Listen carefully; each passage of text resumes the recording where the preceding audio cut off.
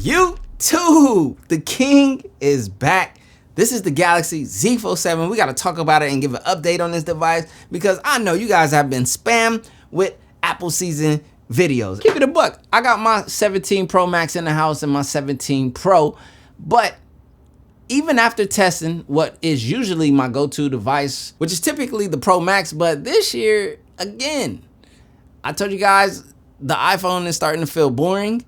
Even with the new iOS 26, which is really good, it's smooth like butter.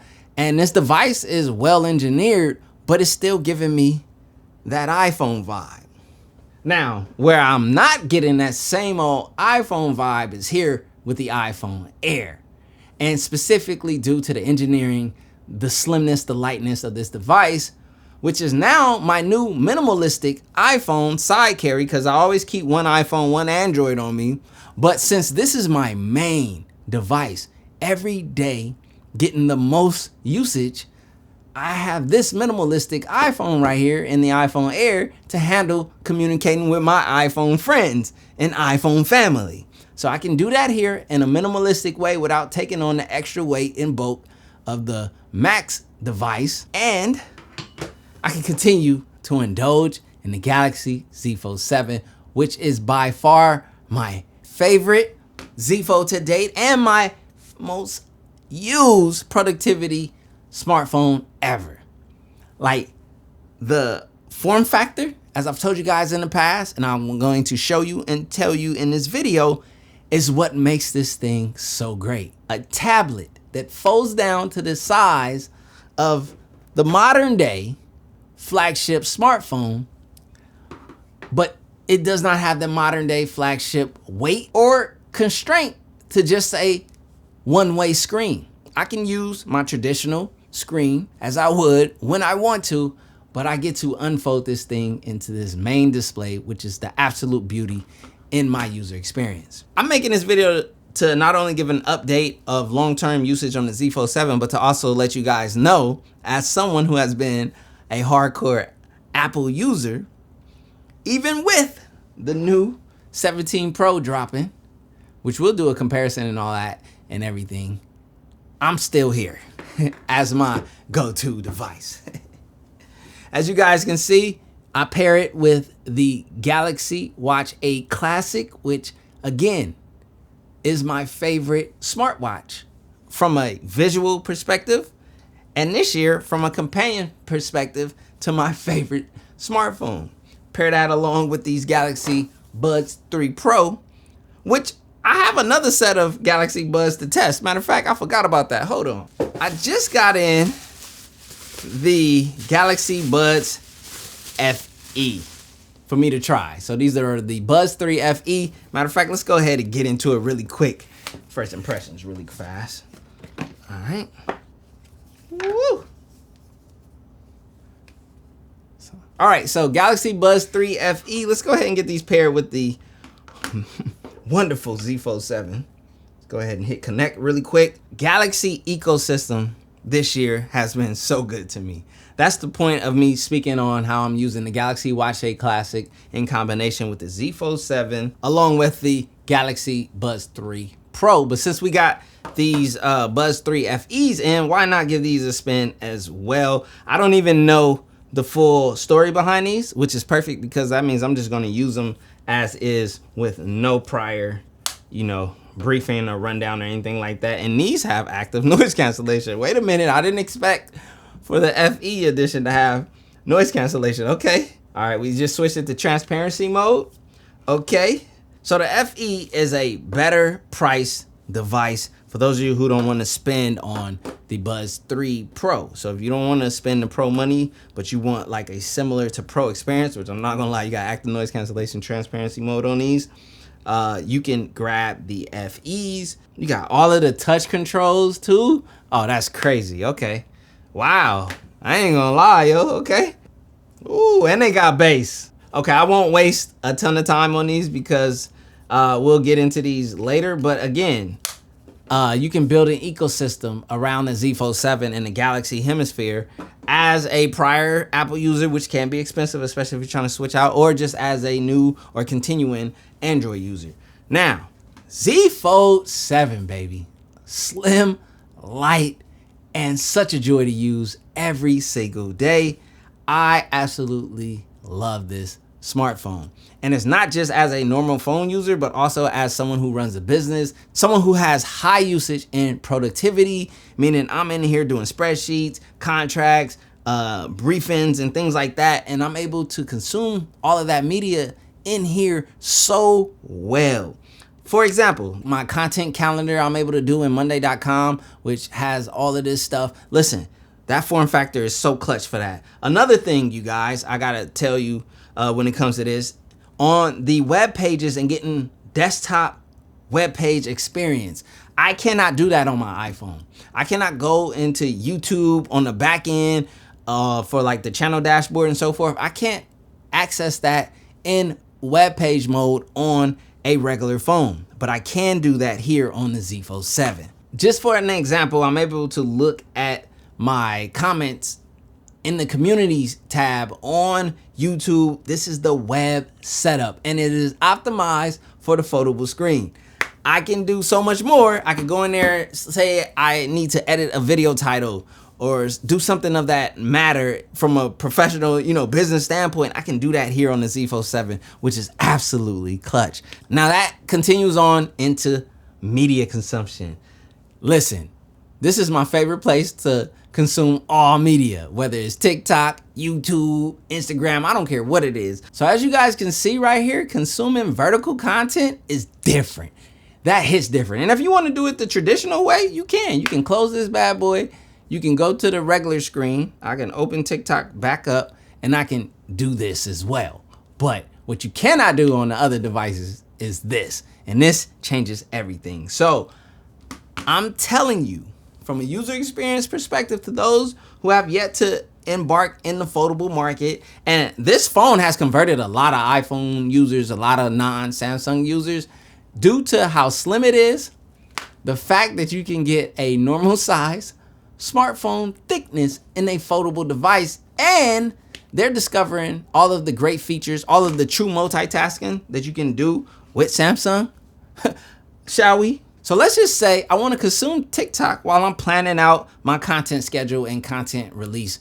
So I can do this side by side seamlessly. Look at this. Look how beautiful this is. And you can adjust the sizing. And this is true multitasking, which we did not know and we have not known on devices such as the iPhone or any other thing that cannot multitask the way that this device, and specifically foldable multitasking, is true multitasking. I don't care. So yes, you could do the split screen multitasking on Samsung's traditional bar phones, but that's not true multitasking. This split screen with two bar phone sizes is true multitasking. That's why the Z Fold 7 is king, baby. And I know you're gonna be like some people out there, well, the Z Fold 6 can do that, the Z Fold this can do that, but the Z Fold 6, 5, 4, and 3 cannot do this. And I know there's technology snobs out there who had, their negative comments to speak on this device. And let's go there. Let's talk about petty cons. There are some petty cons. All that glistens isn't gold, or whatever the saying goes. And I got to keep it a buck. Now, one of the things a lot of people wanted in this device from previous Z Fold models, which I've tried all of them since the Z Fold 3, is a bigger battery. This has the exact same battery size that we had in the last generation before this model. And, that just is what it is. And how I speak the battery in today's climate, I'll tell you my personal experience, which for me personally, it's been good. My only gripe with the battery is the fact that it takes so long to recharge because wired charging isn't as fast as, say, the S Ultra device is. If you can allow me to wire charge this faster, I'm sitting even better with the battery size. But I'm fine. I'm getting through what I need to get through, and I'm drilling on this thing. Again, I need to top it up every now and then because I'm drilling on it, and I just wish that was faster. Now, from the perspective of people who are crazy heavy users or people who aspire to want the 5,000 milliamp hours or more, I mean, honestly, on Samsung, the largest battery you could get is the 5,000 milliamp hour on the S Ultra device. And it would be nice to have that size with the new battery technology in this phone, but As you guys can see, the big players, Samsung and Apple, both created super slim devices, and they skipped out on that new battery technology, which just goes to show that they're not comfortable with it yet. I think the future is slim phones, right? The future is slim foldables and slim smartphones, and that battery tech that will make the batteries bigger in these slim devices once it's tried and true. So that's what I believe the future of smartphones is, and that's why I love these devices, because they are a glimpse into the future of smaller, slimmer, lighter devices. We've been going on a direction of larger, thicker, heavier devices, but I think we will currently be revisiting the slimmer, lighter device. That's why this is my everyday carry right here. And that's why I'm so excited and so enthusiastic. But when I need that power and I need that all-inclusive, you already know it's this 90% of the time. And I'll switch to this 10% of the time to speak to those who are still over there in the Apple world. I got family members there. I'll never 100% disown my family. Let me not even go there. You know what I mean? Because RCS is a real thing, and it is okay to have an Android and have your family on Apple. Let's just be clear. Another thing with the Z Fold 7 that I've continued to enjoy are the cameras. Man, don't listen to tech snobs, bro. Tech snobs, oh, it's not the S Ultra cameras. Listen, I want all the way S Ultra, but we got one of them, okay? Come on now, what more? We do have the 200 megapixels here, which is plenty. You have Samsung Log video, which is great. The camera snaps that I've gotten on this, to further this even more, I'm gonna show you how good they are. Hold on. All right, front-facing camera, 4K, 30 frames per second, in a well-lit, studios situation. You get what I'm saying? Giving it its opportunity to give off some of its, kind of best offerings in a degree. But I'm using Log too, Samsung Log, yeah. All right, so I'm currently shooting in 8K 30, so I can't use the wonderful feature of seeing myself on the outer screen. It's locked. So if I drop it down to 4K 30 or 4K 60, then I would be able to do that. But I want to show, the sauce. At least what, the best that the Z Fold 7 has to offer. Now, typically I go outside and I shoot those type of settings, which I can put some of that on the screen and whatnot. Anyways, y'all know this camera's good. If you don't, I'll show some footage, and yeah, they're fire. So you saw it just like I saw it. The camera quality, whether I'm doing photos or video, is good. And Samsung finally addressed it on the S25 Ultra, and as well here on the Z Fold 7, skin tones. My skin tones are finally closer to what they should be, and that's all I wanted. The quality, the sharpness, the 8K video and all that stuff has always been there. They just were lacking on skin tone representation, which I can report now is so much better. It's honestly looking better than what the fruit company can do for me sometimes. If I'm gonna keep it a buck and honest, the fruit company tends to make me orange and pumpkin-y and Oompa Loompa-ish. And respect to Samsung, because even with their calibration, which is more for skin tones, they're not turning me into a Oompa Loompa. So respect, and even more respect for the Z Fold 7. For me to round out this conversation, months later, I've been using this thing, listen, caseless. As you guys can see, I put a skin on the back to help keep from any scratches getting there, but the main reason is just to keep it caseless. Now this skin right here is from D brand. If you like it, then you can pick one up. It's the, I don't know the name, but I think it's like white Damascus or something like that. Maybe it's not, I'm not sure, but it's cool. It's like a cream color. It has like these little things. And this skin, I put it on like my white, 16 Pro? Oh, it looks crazy. It looks crazy. Matter of fact, I'm gonna show you real quick. I know this is a Z Fold video, but I just wanted to show you how good it looks on a white phone.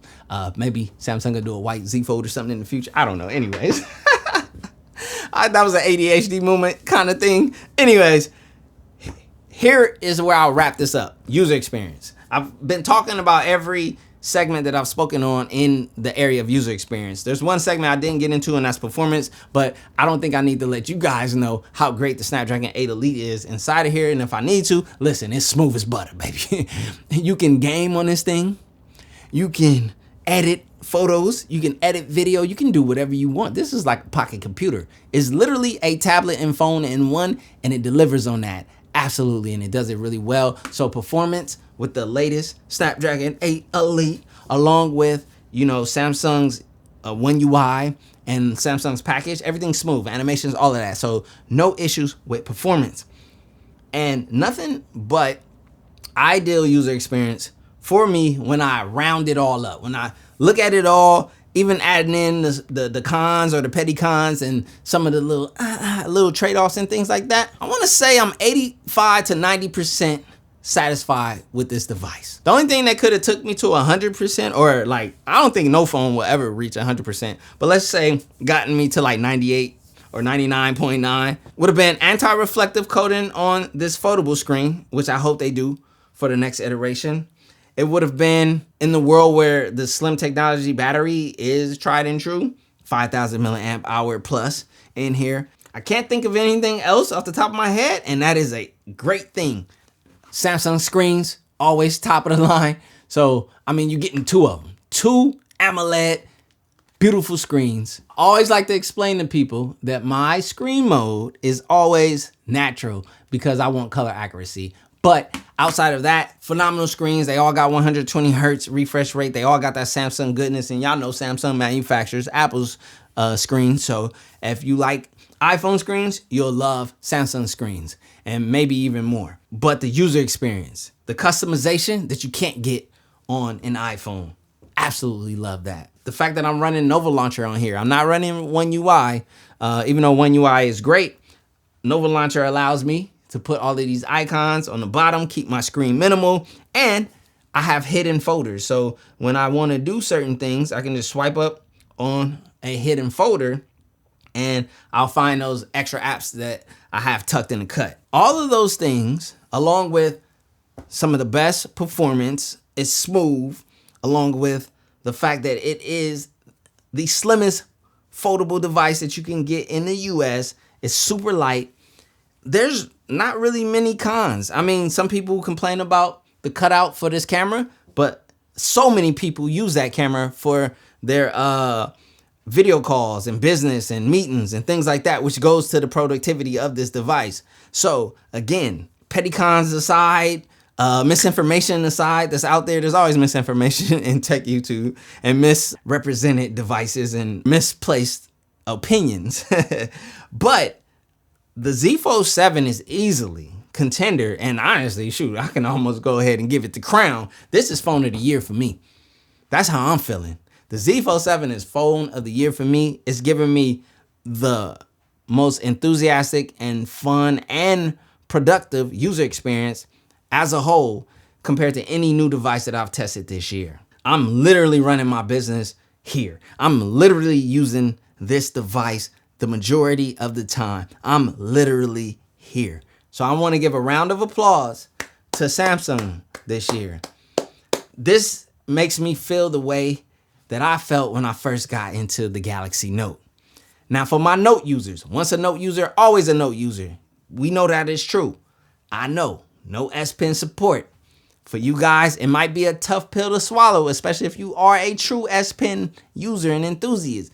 But let's stop the cap with the rest of y'all who aren't true S Pen enthusiasts. Y'all wasn't using your S Pen anyway, so you won't need it here. And honestly, I don't even miss it. And I was a huge S Pen enthusiast, but I don't miss using it.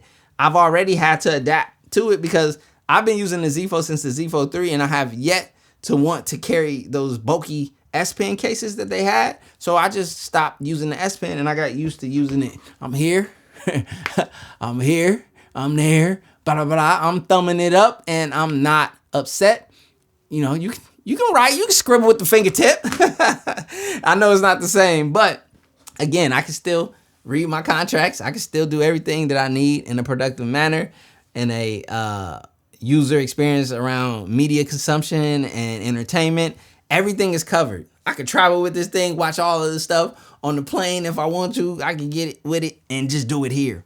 If that doesn't tell you what the Z Fold 7 is as a whole, at least for me, I don't know what else will. My name is CJ. I know tech, so you don't have to, even though I know y'all know everything. So Samsung Nice, get in the comment section and let me know what I said wrong. Or if you with me, you're with me. Go ahead, pull out your sword, hold it up, and give me some type of, I don't know, whatever the Samsung Night call is and whatnot. Shout out to Floss, shout out to the community, shout out to Samsung. Peace.